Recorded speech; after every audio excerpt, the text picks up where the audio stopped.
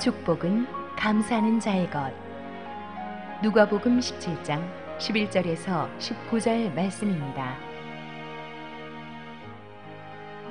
예수께서 예루살렘으로 가실 때에 사마리아와 갈릴리 사이로 지나가시다가 한 마을에 들어가시니 나병 환자 10명이 예수를 만나 멀리 서서 소리를 높여 이르되 예수 선생님이여 우리를 불쌍히 여기소서 하거늘 보시고 이르시되 가서 제사장들에게 너희 몸을 보이라 하셨더니 그들이 가다가 깨끗함을 받은지라.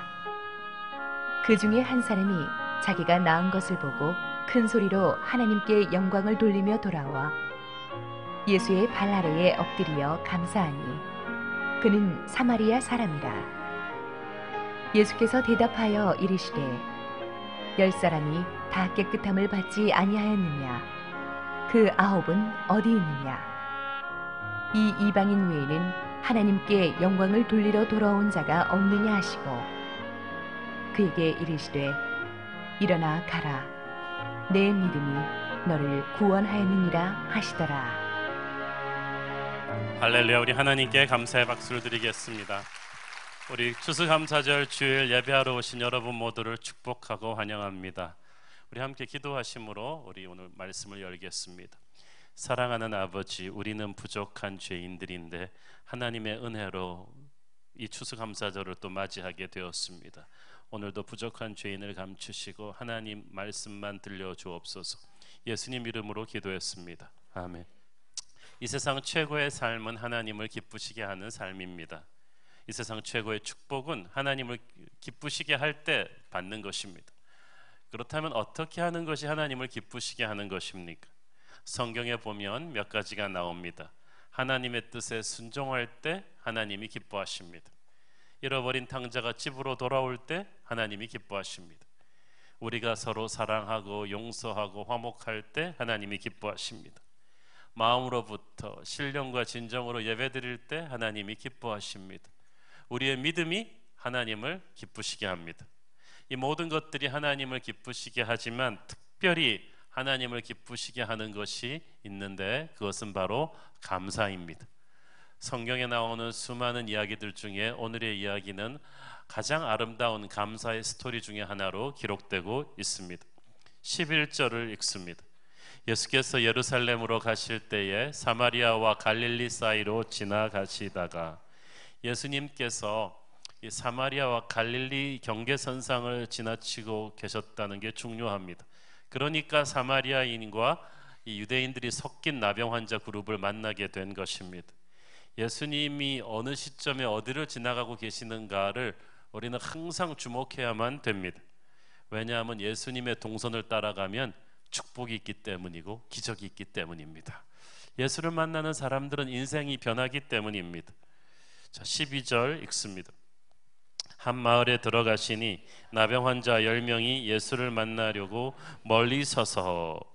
예수님께서 한 마을로 들어가시다가 나병 환자 10명을 만납니다.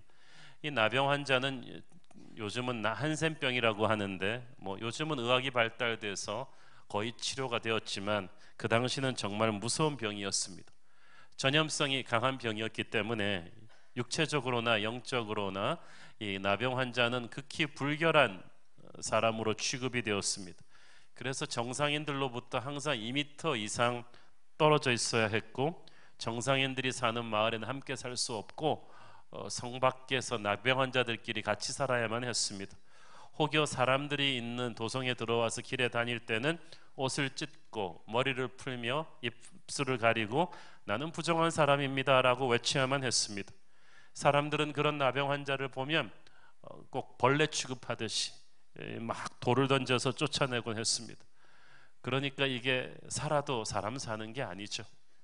가족과 친구와 사회로부터 격리돼서 이런 비인격적인 취급을 당하면서 몇 년씩 살아온 나병 환자들의 이 가슴의 절절한 아픔을 여러분 한번 상상해 보기를 바랍니다. 나병 환자들이 마을에서 예수님을 만났다고 했어요. 우연히 만난 게 아닙니다.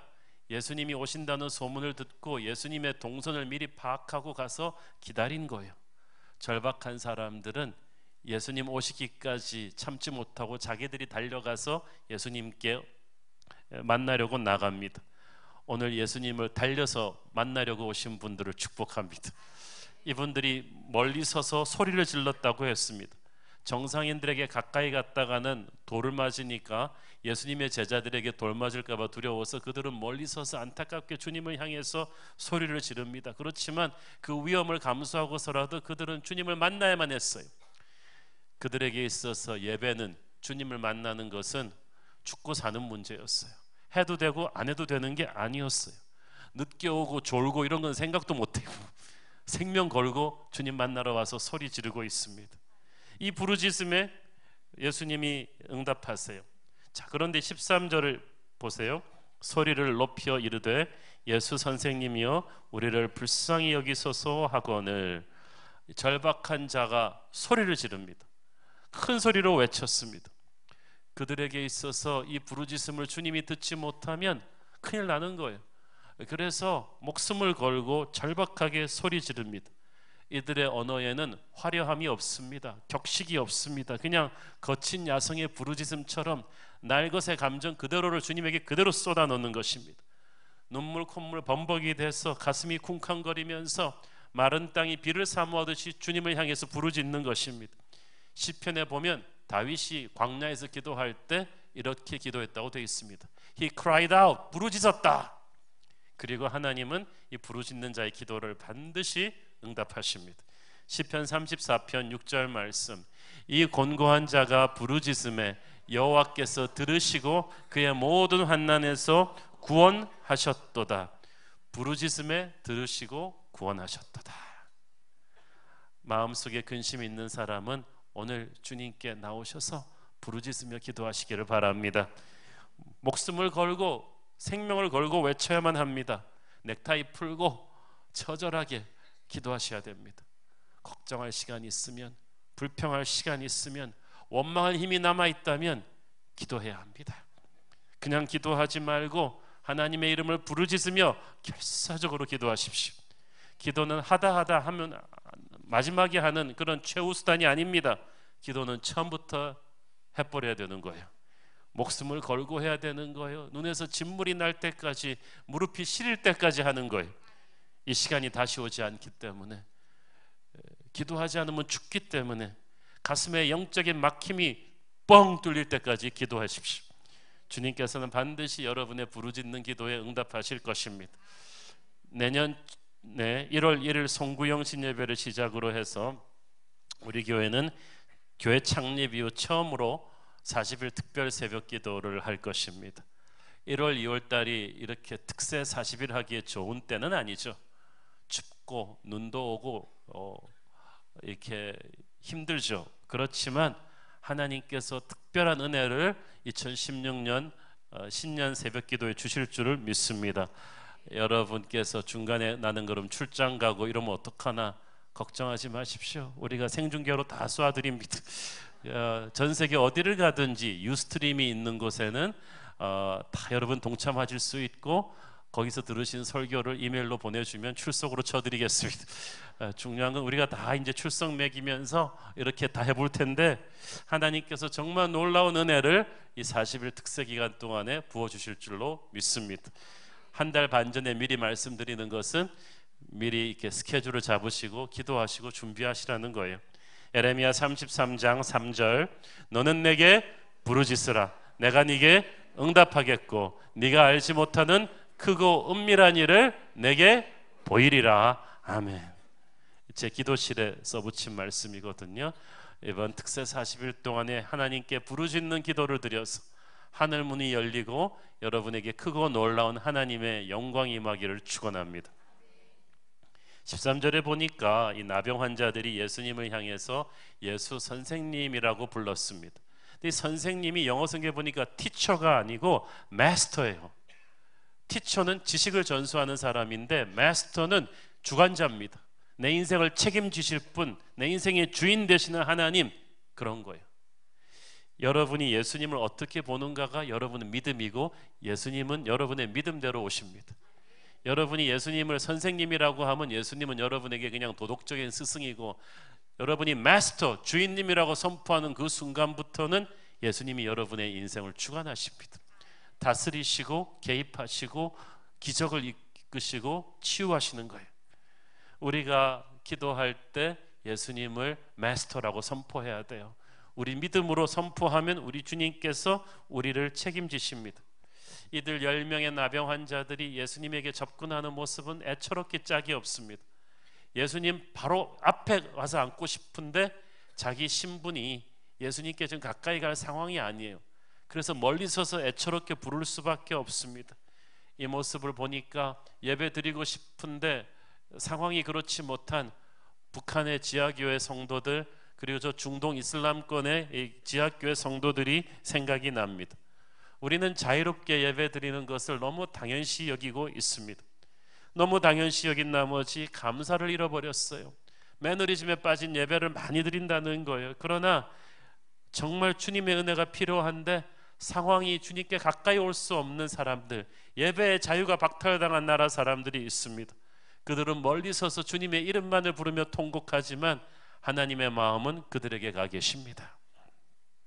자, 14절을 보십시오. 보시고 이르시되 가서 제사장들에게 너희 몸을 보이라 하셨더니 그들이 가다가 깨끗함을 받은지라. 예수님은 부르짖는 기도에 응답하시는데 이 응답이 재밌습니다. 제사장들에게 가서 너희 몸을 보여라. 아니, 나병 환자들한테 왜 의사에게 안 보내고 제사장에게 보냅니까? 아까 말씀드렸듯이 나병 환자는 그 몸이 육체적으로 영적으로 부정한 존재로 인식되어서 사람들에게 접근 금지령이 내려져 있었습니다. 그러나 만약에 나병 환자가 몸이 깨끗하게 되면 제사장에게 가서 그 몸을 보이고 제사장이 이제 이 사람 나았다는 공식적인 문서를 빵빵 도장 찍어줘야 돼요. 제사장의 선포가 있어야 이 사람은 완전히 나은 사람으로 인식돼서 직장도 잡고 결혼도 하고 정상인들과 섞여 살아갈 수가 있었습니다. 나병 환자들도 그 사실을 잘 알고 있었죠. 그러니까 그들은 오매불망 제사장 앞에 가서 그 확인을 받는 게 꿈이에요. 그런데 지금 예수님의 말씀을 듣는 순간에 아무 일도 안 일어났거든요. 그렇게 하려면 예수님께서 순서상 이 사람을 먼저 낫게 해주고 그 다음에 제사장에게 가서 보여야 되는데 예수님이 순서를 바꾸신 듯해요. 아직 안 나았는데 가서 보이라는 거예요. 이미 나은 사람만 가서 확인받아야 되는 제사장의 확인 절차를 지금 가서 받으라는 거예요. 그들은 반신반의하면서 그래도 예수님의 말씀을 듣고 움직이면서 갔습니다. 14절에 보니까 그들은 제사장에게 가다가 깨끗함을 받았다. As they went. 어떤 영어 성경에는 while they were going, they were cleansed. 가다가 갑자기 옆에 사람 딱 보니까 너 어떻게 된 거야 얼굴이? 너 피부 미인이었어? 그러면서 너 피부가 왜 이래? 그러면서 막 만져보기 시작하다가 네 피부도 장난이 아니야. 그러면서 서로 막 만져보기 시작하다가 보니까 10명이 다 나은 거야. 여러분, 만약에 이들 중에 한 사람이 가기 전에 아니 예수님 장난하십니까? 사람을 일단 낫게 해주고 제사장에게 보내셔야지 우리를 놀리시는 겁니까? 그렇게 했으면은 끝나는 거예요. 그런데 이 10명이 그래도 예수님의 말씀을 붙들고 갔어요. 하나님은 여러분의 기도에 응답하십니다. 그러나 순종이라는 바구니에 담아서 응답을 주십니다. 이게 중요합니다. 눈에는 아무 증거 아니 보여도 아직 아무것도 된 게 없지 않냐, 뭘 가지고 감사하란 말이냐, 그렇게 항의하지 마세요. 당장 현실이 확 뚫리지 않아도, 내 눈에 응답이 보이지 않아도 이미 응답은 시작되었음을 믿으십시오. 그들은 몰랐지만 예수님의 말씀이 떨어지는 그 순간부터 나병은 낫기 시작했어요. 그걸 믿으셔야 돼요. 그래서 하나님을 신뢰하시고 일단 순종하는 거예요. 그랬더니 나병 환자들이 가는 도중에 깨끗함을 받은 것처럼 여러분도 순종하면서 가는 도중에 응답이 이미 임해 있는 것을 경험하게 될 것입니다. 순종하는 과정에서 이렇게 임하는 거예요. 그러니까 시계 보면서 초조해하지 마십시오. 하나님의 때에 하나님의 방법으로 응답은 반드시 온다는 믿음을 가지셔야 돼요. 히브리서 11장 6절 믿음이 없이는 하나님을 기쁘시게 하지 못하나니 하나님께 나아가는 자는 반드시 그가 계신 것과 또한 그가 자기를 찾는 자들에게 상 주시는 이심을 믿어야 할지니라. 하나님께 나아가는 자라는 말은 기도하는 자는 뜻이에요. 여러분이 기도한 것을 받는 게 아니라 기도하고 믿은 것을 받는 거야. 어떤 사람은 실컷 기도해 놓고 안 믿어버려요. 그럼 응답이 구멍이 나는 거야. 감사는 순종하는 사람이 믿음으로 얻어내는 것입니다. 자, 그런데 오늘 스토리의 하이라이트는 지금부터입니다. 15절 읽습니다. 그 중에 한 사람이 자기가 낳은 것을 보고 큰 소리로 하나님께 영광을 돌리며 돌아와. 자, 모든 사람이 낳았는데 한 사람만이 하나님께 영광을 큰 소리로 찬양을 돌리기 시작합니다. 그러면서 다른 사람들은 총알같이 스트레이트로 집에 갔는데 이 사람은 쫙 멋있게 유턴을 해가지고 예수님께 돌아오기 시작했어요. 자, 여러분, 다 응답을 받고 다 기적을 받았는데 예수님에게 가서 땡큐 감사한 사람의 비율은 10분의 1이다. 지금도 그래요. 그러니까 우리가 인간이 얼마나 간사한 존재입니까? 기도할 때는 절박하게 했는데 다 같이 응답을 받았을 때는 이 응답을 주신 분이 하나님이니까 가서 감사해야 된다고 생각하고 돌아온 사람은 딱 한 명밖에 안 됩니다. 이들은 나쁜 사람들이 아니었을 거야. 감사하지 않은 9명도. 다만 축복에 너무 취해버렸어요. 빨리 가서 이제 사랑하는 사람에게 몸을 보여주고 건강해져가지고 이제는 새로운 인생을 시작하고 싶은 생각이 너무 많아가지고 이 축복을 주신 하나님을 까맣게 잊어버린 거예요. 우리도 그래요. 나빠서가 아니라 축복을 받고 나서 너무 좋아가지고 하나님을 까맣게 잊어버리는 거예요. 이 비율이 10분의 1입니다.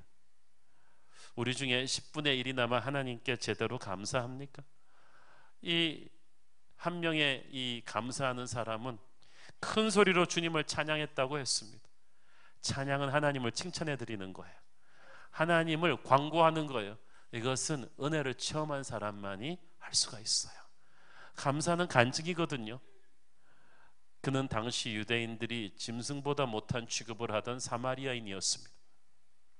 이 사람은 이중장애인 거예요. 사마리아인이기 때문에 당하는 인종적 차별이 있는데 또 나병 환자로서 당하는 차별이 있어요. 고통이 극심했을 것입니다. 그래서 그 나음을 받았을 때 그 고마움이 다른 사람보다 갑절이나 더했을 거예요. 이 사람이라고 빨리 집에 가고 싶은 마음 없었겠어요? 이 사람이라고 빨리 가서 하고 싶은 일 없었겠어요? 다 있지만 그래도 예수님에게 감사를 표시하는 것만큼 하나님께 영광을 돌리는 것보다 더 급한 일은 없다고 판단하고 돌아온 거예요. 영성은 우선순위거든요. 우리도 다 딴 데 쓸 돈이 많죠. 딴 데 쓸 시간 많죠. 그렇지만 하나님에게 감사하는 것보다 더 우선순위는 없다고 믿고 돌아오는 게 바로 영성이에요. 그게 감사예요. 그래서 감사는 대가를 치르는 것입니다. 시편에 보면은 Give thanks with a grateful heart. 감사하는 마음으로 감사해야 된다고 돼 있어요. 그냥 입술로만 감사하는 게 아니라 마음으로부터 이게 그 어떤 것보다도 우선순위다. 내 인생의 모든 것을 스톱시켜 놓고 하나님에게 감사를 드려야 된다는 걸 선포하는 거예요. 내 돈으로, 시간으로, 마음으로, 정성으로 하나님께 첫 열매를 드려 감사하는 것보다 더 귀중한 것은 없다. 딴 건 다 기다려도 된다. 나는 불편을 감수하겠다.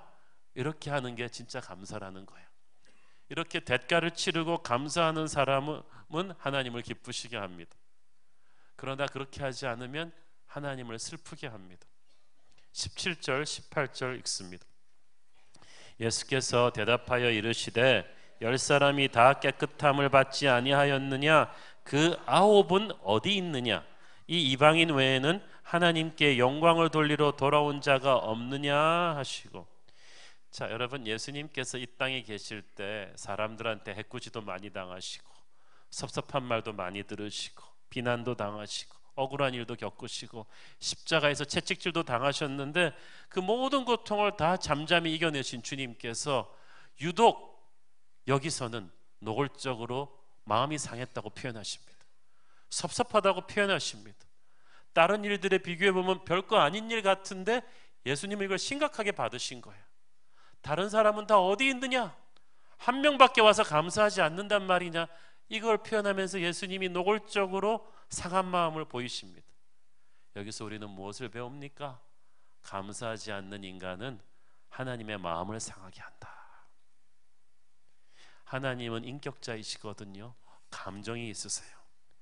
여러분, 하나님의 감정을 상하게 하는 게 뭔지를 잘 보십시오.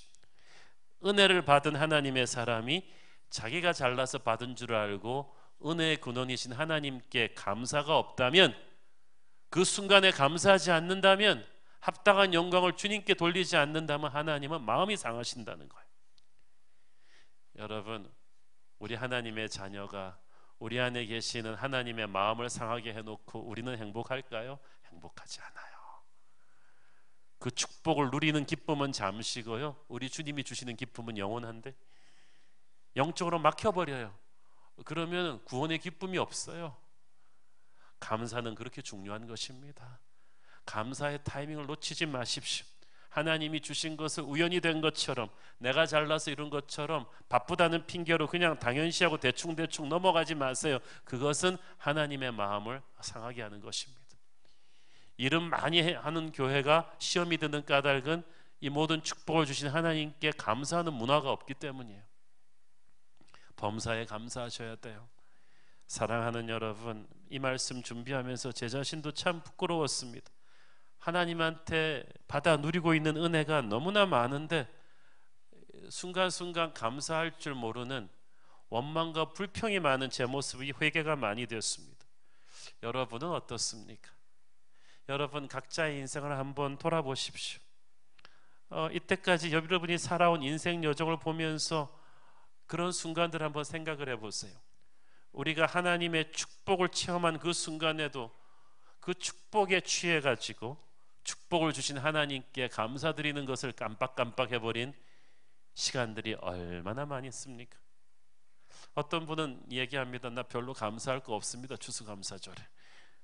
여러분이 매일 살아있다는 사실을 어떻게 생각하십니까? 생명은 누군가가 오늘 하루 생기를 주셨기 때문에 있는 거예요. 그 말기암 환자 병동에서 섬기던 분이 저한테 그 얘기를 해주더라고요. 한 30대 말기암 환자 그분이 그 얘기를 하더래요. 자기가 제일 화나는 건 자기 나이 또래 사람들이 자살하는 거래.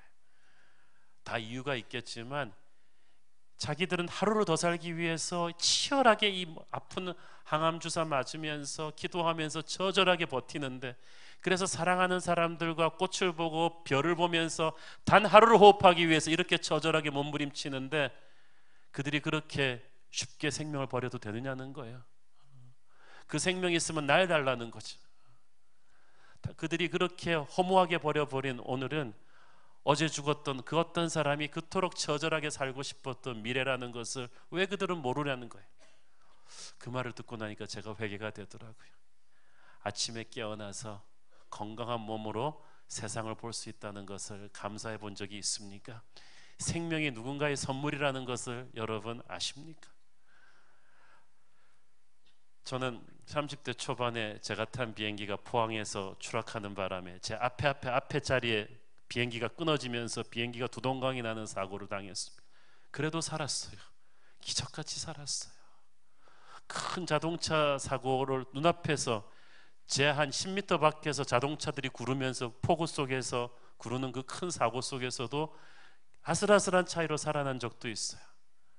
하나님이 이 순간까지 매년 교통사고로 10,000명이 넘게 죽는 나라에서 여러분을 건강하게 살려주셨다는 거 얼마나 감사한 일입니까?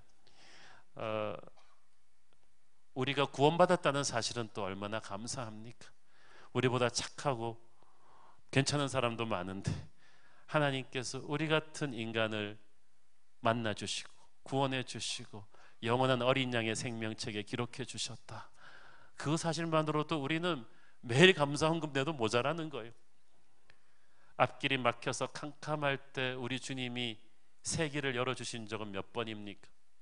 그리고 여러분이 하나님이 기도 응답 안 해주셨다고 툴툴거리는 일도 수십 년, 20년 지나서 돌아보면 그때 주님이 응답 안 해주신 것이 참 은혜라는 것을 알겠죠. 실패도 거절도 다 하나님의 은혜였습니다. 우리가 이렇게 건강한 몸으로 예배 드리러 나올 수 있는 것, 예배의 자유가 있는 이런 자유민주주의 국가에 살고 있는 것, 이거 은혜입니다. 여러분, 나라를 인하여 감사해 본 적 있습니까? 지금 저 지중해에서 수천 명씩 빠져 죽으면서도 유럽에서 계속 쫓겨나고 있는 저 난민들의 모습을 보세요. 나라 없는 사람들의 처참함이 어떤 것인가를. 어저께 프랑스 파리에서 2차 대전 이후 가장 끔찍한 테러가 프랑스 안에서 터졌습니다. 시내 6군데에서 동시에 IS가 테러를 가해서 140명이 넘는 사람들이 죽었습니다. 대부분 젊은 사람들입니다. 여러분, 밤에 걸어 다녀도 치안이 괜찮은 그런 나라에 살고 있다는 거, 고속 지하철에서도 와이파이가 터지는 그런 나라에 살고 있다는 거, 그래도 공기가 깨끗하고 식거리 안전하고 기본적인 질서가 있는 이런 나라에 살고 있다는 거 여러분 감사하셔야 돼요. 하나님이 주신 축복이, 사랑하는 가정이 있는 거, 의식주 문제를 해결하며 이렇게 밝게 살 수 있는 거 과연 누구 때문입니까? 이게 우연의 일치라고 생각합니까? 이것은 하나님이 주신 선물입니다. 선물은 선물을 주신 이를 인정해야 그게 진짜 선물이 되는 거예요. 믿음이 어렸을 때는 모든 것이 다 나 잘나서 받는 건 줄 알았어요. 우연의 일치인 줄 알았어요. 자수성가한 줄 알았어요. 근데 자수성가가 어디 있어요? 하나님이 건강을 주시고 지혜를 주지 않았더라면 여러분은 이걸 누릴 수 있을 거라고 생각합니까? 시리아 난민들이 우리보다 머리가 나빠서 저러고 있을까요? 지금 북한에서 먹지도 못하고 자지도 못하고 하는 그런 북한 동포들이 우리보다 머리 나쁩니까? 환경이 없었으면 축복도 없어요. 영적으로 성숙해지면 모든 것이 하나님의 선물임을 깨닫게 됩니다. 그래서 그 찬양대로 감사해요. 깨닫지 못했었는데 내가 얼마나 소중한 존재라는 것을. 너무나 많은 축복을 받고 있으면서도 지금 우리가 너무 불편이 투덜투덜 많다는 거예요. 여러분, 우리에게는 감사의 문화가 다시 일어나야만 합니다. 이 사마리아인 나병 환자가 돌아와서 예수님의 발 앞에 엎드렸다고 했어요. 엎드린다는 건 겸손이에요. 하나님이 100%다 하셨다는 것을 인정하는 거예요. 교만하면 절대 감사 못합니다. 감사는 겸손한 자만이 터뜨릴 수 있는 고백이에요. 그가 엎드려서 감사했다고 했는데 이 감사했다는 말의 헬라어 의미는 기쁨과 감격이 너무 충만해서 그것을 표현했다는 거예요. 표현하면서 주님에게 그것을 살해했다는 뜻입니다. 여러분, 표현하셔야 돼요. 어떤 분들은 그렇게 말합니다. 내가 감사한 마음 다 갖고 있는 거 주님이 다 아시는데 그거 뭐 굳이 표현해야 되느냐? 시는 쓰여지기 전까지는 시가 아니고 노래는 불려지기 전까지는 노래가 아닙니다. 감사는 표현하기 전까지는 감사가 아니에요. 표현하셔야 돼요. 말로 표현하시고 행동으로 표현하시고 글로 표현하시고 물질로 표현하시고 시간으로 표현을 해야 되는 거예요. 예수님은 감사할 줄 아는 자에게 특별한 축복을 예비하셨어요. 19절, 그에게 이르시되 일어나 가라, 네 믿음이 너를 구원하였느니라 하시더라. 여기서 너를 구원했다는 말은 너희의 육체가 깨끗해졌을 뿐 아니라 너의 영혼을 구원할 것이다. 너의 이름을 어린 양의 생명책에 기록할 것이다. 자, 나병으로 몸이 깨끗하게 된 거는 몇십 년 살고 끝나는 거예요. 그렇지만 그의 영혼이 어린 양의 생명책에 기록되었다는 것은 차원이 다른 축복이야. 그는 영원한 나라에서 하나님과 함께 거할 것입니다. 그러므로 육체가 낳은 이 축복은 그 영적인 축복에 비교하면 아무것도 아니에요. 그러니까 진짜 축복은 돌아와서 감사한 이 사람만 받은 거예요. 이게 어떤 거냐 하면 식당 가가지고 고급 레스토랑 가가지고 애퍼타이저만 먹고 바쁘다고 가버린 사람과 진짜 메인 디쉬를 받은 사람의 차이예요.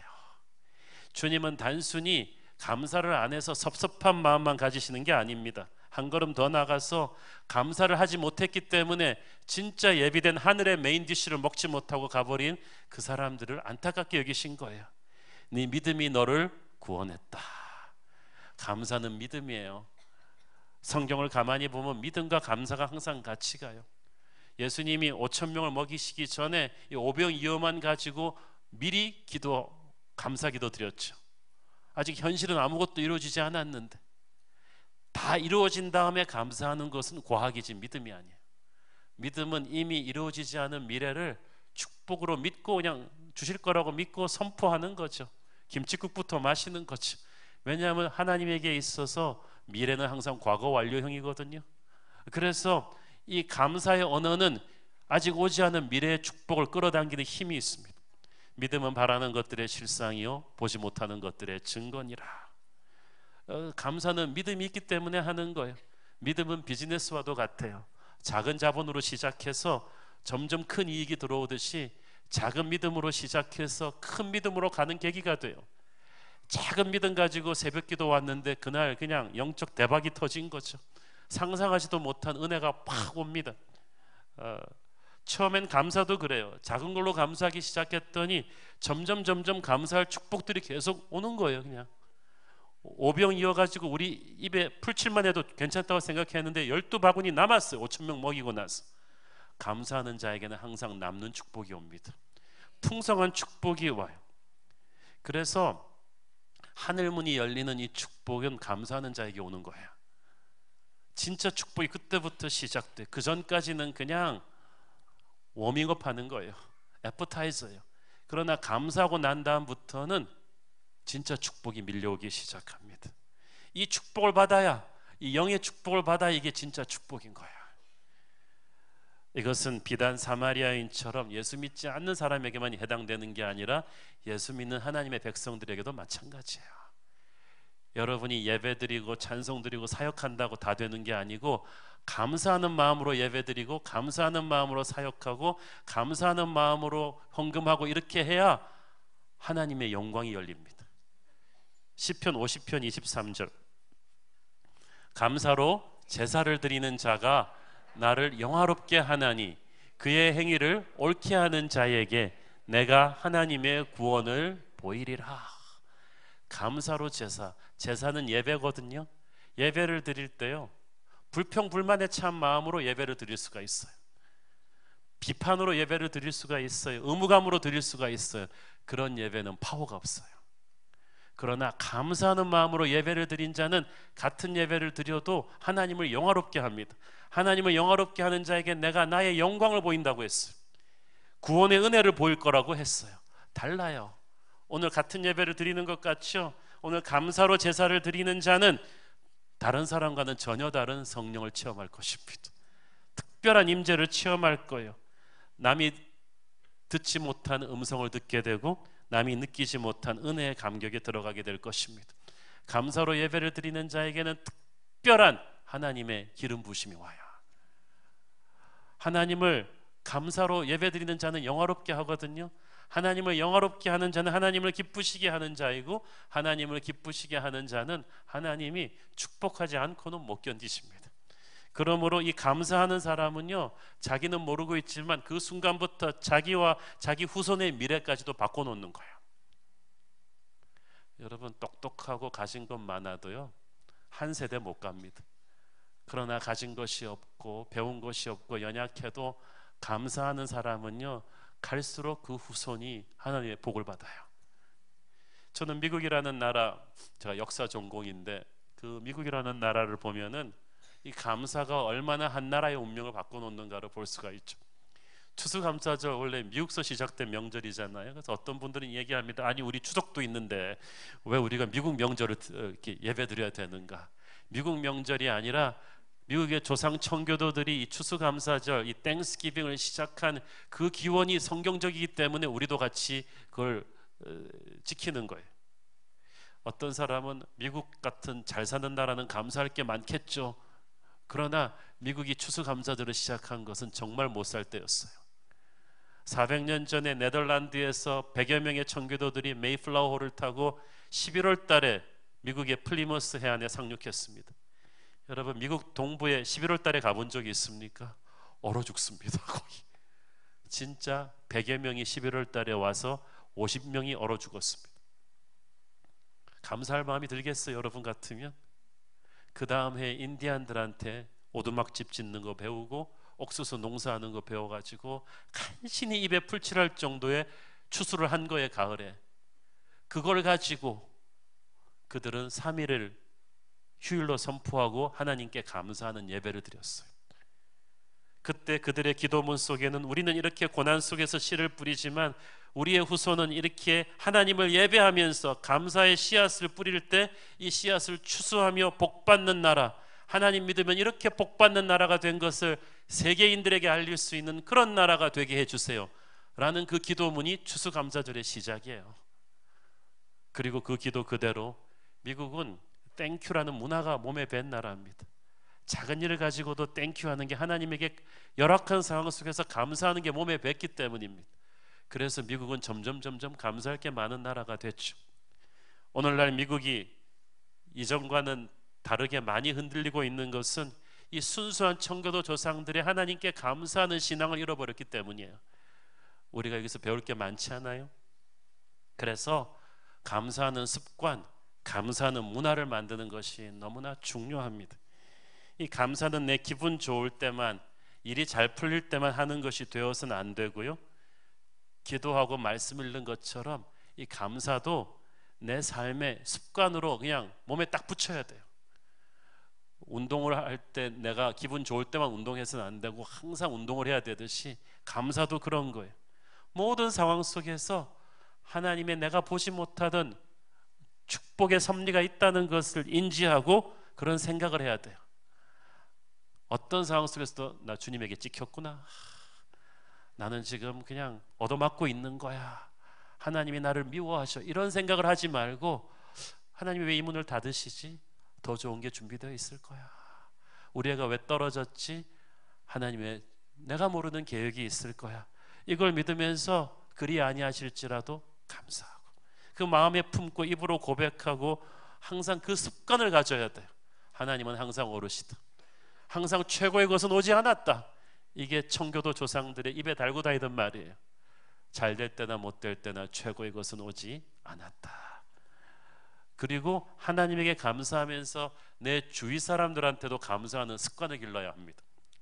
어떤 분들은 우리는 하나님께 감사해야지 사람에게 감사해서는 안 된다고 말합니다. 영적인 말 같지만 틀린 말이야.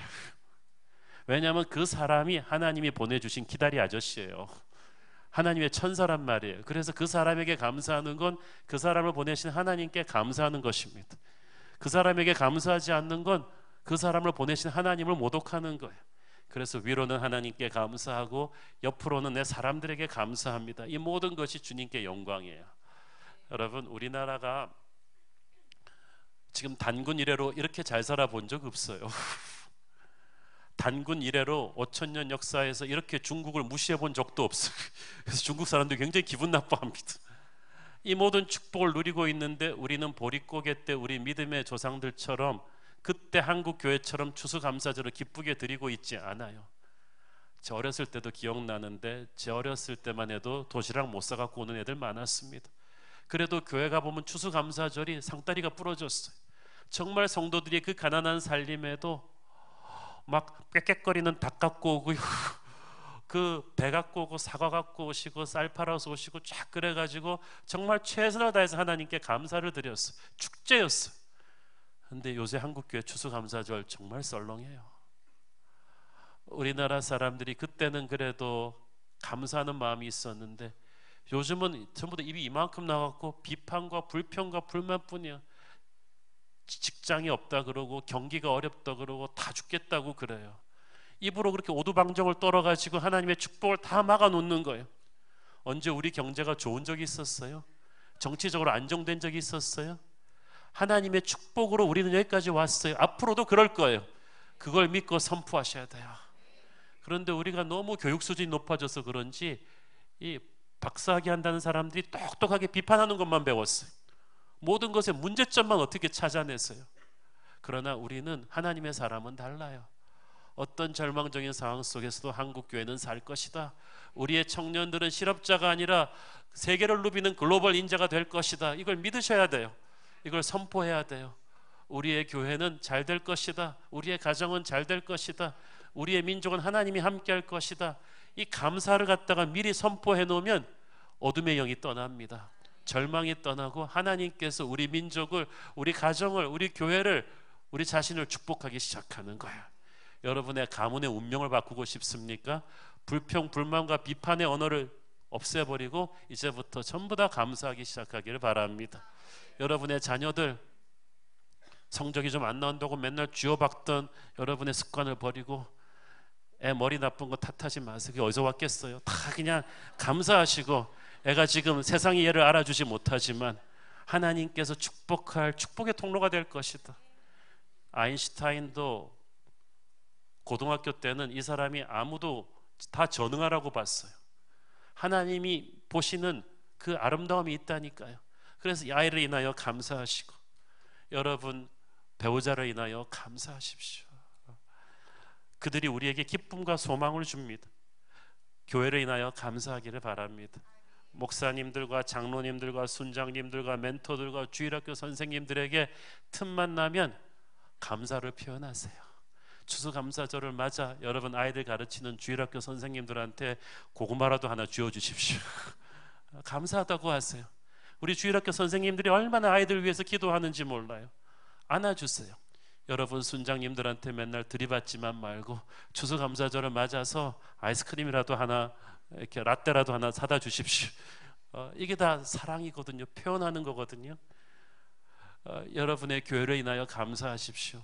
우리 교회 완전하진 않지만 그래도 이 추운 겨울을 지나고 있는 한국 교회에서 자녀들은 예언하며 청년들은 환상을 보고 아비들은 꿈을 꾸는 전 세대가 이렇게 전도지향적으로 선교지향적으로 성령과 말씀의 교회로 건강하게 성장하고 있는 교회 잘 찾아보기 힘들어요.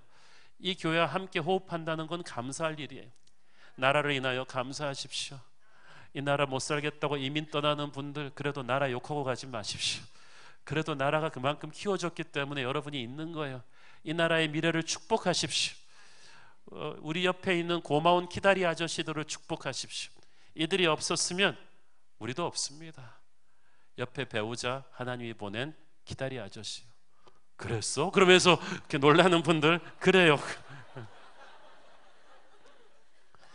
그런 의미에서 저는 올 추수감사절에 우리 성도들에게 담임 목사로서 감사를 표하고 싶습니다. 저같이 부족한 사람의 설교를 들어주셔서 고맙고 이 주님의 몸된 교회를 위해서 희생해 주셔서 참 고맙습니다.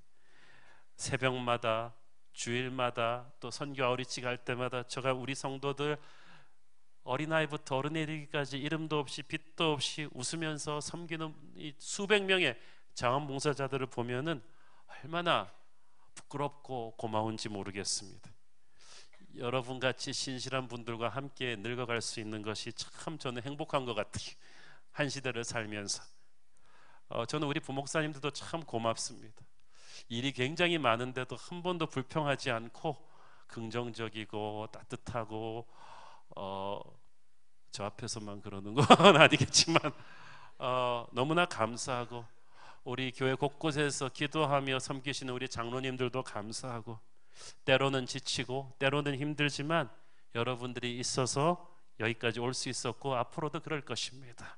마귀가 틈타지 못하는 아름다운 사도행전적인 교회를 만들기 위해서 우리는 더욱 함께 노력할 수 있었으면 좋겠습니다. 서로를 향해서 사랑한다고 말합시다. 감사한다고 말합시다. 남자분들 쑥스러워도 그렇게 합시다. 여러분은 하나님이 우리에게 주신 가장 소중한 선물입니다.